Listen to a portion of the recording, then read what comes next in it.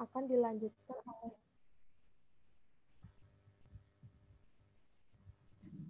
cek.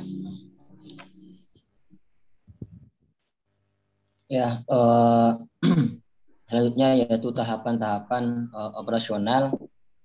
Pada pelaksanaan ini ada yang namanya pengumpulan data yang tadi dijelaskan oleh Elviana bahwasanya tahapan ini yaitu ketika eksplorasi berlangsung oleh guru itu memberikan suatu kesempatan kepada para peserta didik untuk bisa mengumpulkan informasi yang relevan dan sebanyak mungkin, dan juga untuk membuktikan bahwasanya benar atau tidaknya hipotesis yang dibawakan oleh peserta didik.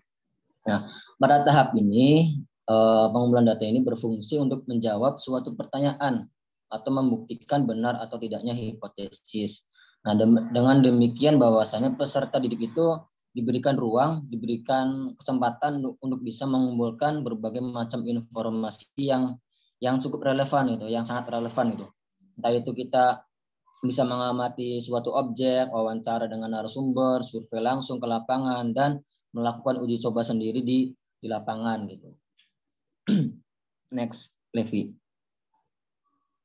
Nah, selanjutnya itu tahapan operasional yang selanjutnya yaitu ada processing data atau pengumpulan data.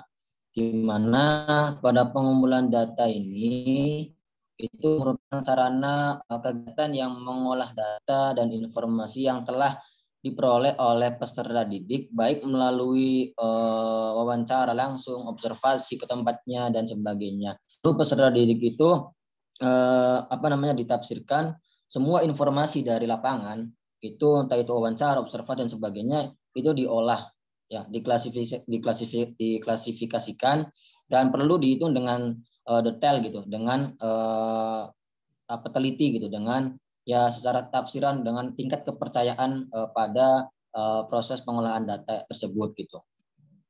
Nah, selanjutnya itu ada pelaksanaan yang selanjutnya itu ada verifikasi atau pembuktian data yang telah dikumpulkan oleh peserta didik. Itu perlu bahwasanya pada tahap ini peserta didik itu melakukan yang namanya pemeriksaan dulu secara cermat, secara teliti, secara baik gitu untuk membuktikan benar atau tidaknya ya hipotesis yang ditetapkan pada temuan atau peserta didik di lapangan dan sebagainya gitu, serta dihubungkan dengan hasil data pengolahan data gitu. Nah, verifikasi ini atau pembuktian data ini bertujuan untuk apa? Bertujuan untuk agar siswa itu bisa ada yang namanya proses belajar dan akan berjalan dengan baik dan kreatif jika guru atau pengajar itu memberikan ruang kepada siswa untuk menemukan suatu konsep, teori, aturan dan pemahaman melalui contoh-contoh yang ia jumpai di dalam kehidupan sehari-hari gitu, secara langsung gitu. Dan juga secara tahapan selanjutnya pada operasional ini ada yang namanya menarik sebuah kesimpulan ya, atau generalisasi. Nah, di sini tahapan yang menarik kesimpulan atau proses yang dapat dijadikan sebuah patokan untuk berlakunya kejadian atau suatu masalah yang sama dengan memperhatikan hasil yang di atas tadi gitu. Hasil verifikasi, hasil pengolahan data dan sebagainya itu bisa merumuskan prinsip-prinsip yang mendasari dalam menarik sebuah kesimpulannya gitu. Dan mungkin selanjutnya akan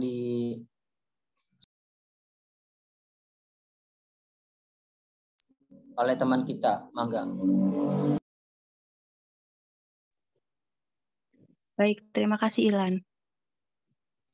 Selanjutnya yaitu sistem penilaian. Nah, penilaian dapat dilakukan dengan menggunakan tes maupun non-tes.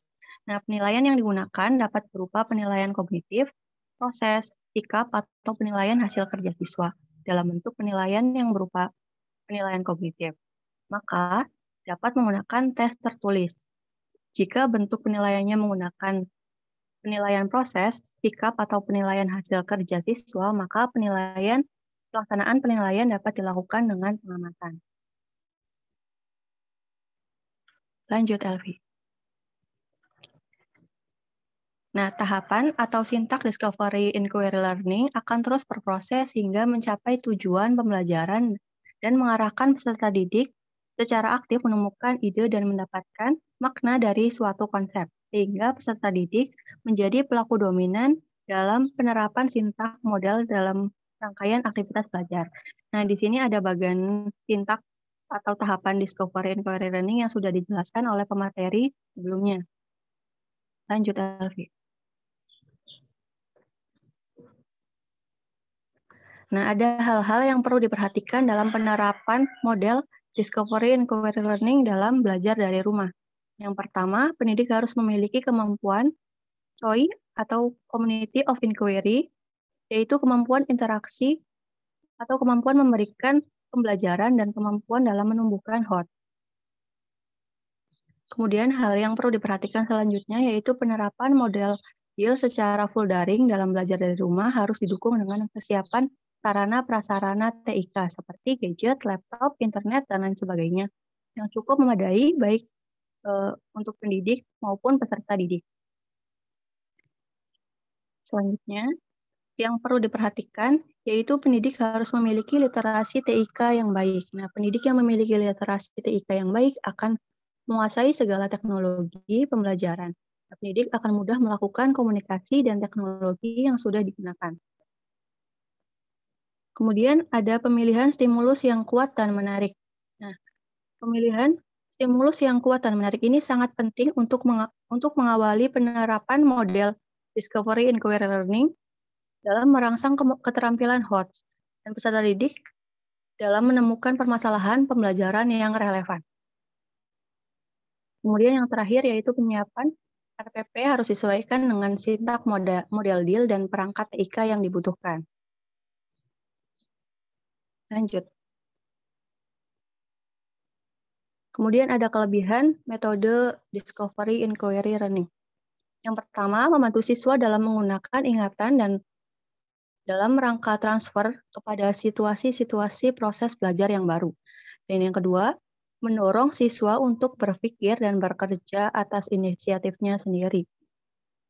Yang ketiga, memungkinkan siswa belajar dengan memanfaatkan berbagai jenis sumber belajar. Yang keempat, strategi pengajaran menjadi berubah dari yang bersifat penyajian informasi oleh guru kepada siswa sebagai penerima informasi yang baik, menjadi pengajaran yang menekankan kepada proses pengolahan informasi di mana siswa yang mencari dan mengolah sendiri informasi yang kadar proses mentalnya lebih tinggi atau lebih banyak. Kemudian yang kelima, siswa akan mengerti konsep-konsep dasar atau ide yang lebih baik.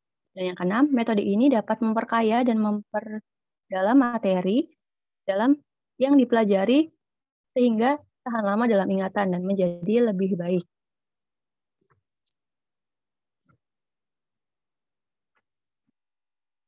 Kemudian kekurangan metode discovery inquiry learning. Nah, kekurangannya yang pertama adanya perubahan strategi belajar yang membuat siswa harus membiasakan diri belajar mandiri dan berkelompok dengan mencari dan mengolah informasi sendiri. Yang kedua, guru dituntut untuk mengubah suatu kebiasaan mengajar yang umumnya sebagai pemberi informasi menjadi fasilitator, motivator, dan pembimbing siswa dalam belajar. Yang ketiga, kekurangannya yaitu model ini memberikan kebebasan kepada siswa dalam belajar, tetapi tidak menjamin bahwa siswa yang belajar ini akan tekun dan penuh aktivitas yang terarah. Kekurangan yang keempat yaitu metode ini susah diterapkan dalam kondisi yang jumlah siswanya lebih banyak dan gurunya lebih sedikit karena cara belajar siswa dalam model ini menuntut bimbingan guru yang lebih baik.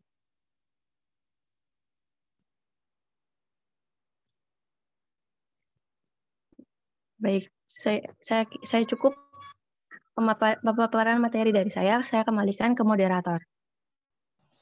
Baik, terima kasih kepada Ovita Sari yang sudah memaparkan dan terima kasih juga kepada teman-teman yang sudah menjelaskan terkait pematerian pada pagi kali ini. Dan kita mungkin beranjak ke diskusi atau sharing-sharing gitu, tanya-tanya gitu terkait apa sih model pembelajaran discovery inquiry learning ini gitu.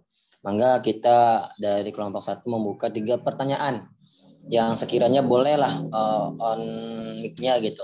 Mangga. Tadi Izin misalnya bertanya, nih, Ilan. ya nanti dulu. Misalnya nih formatnya nama terus kelompok mana gitu. Mangga. 1, 2, 3. Lan, tanya Lan. Oh ya, mangga.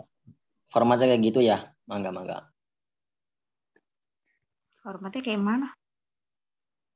Nama dari kelompok mana?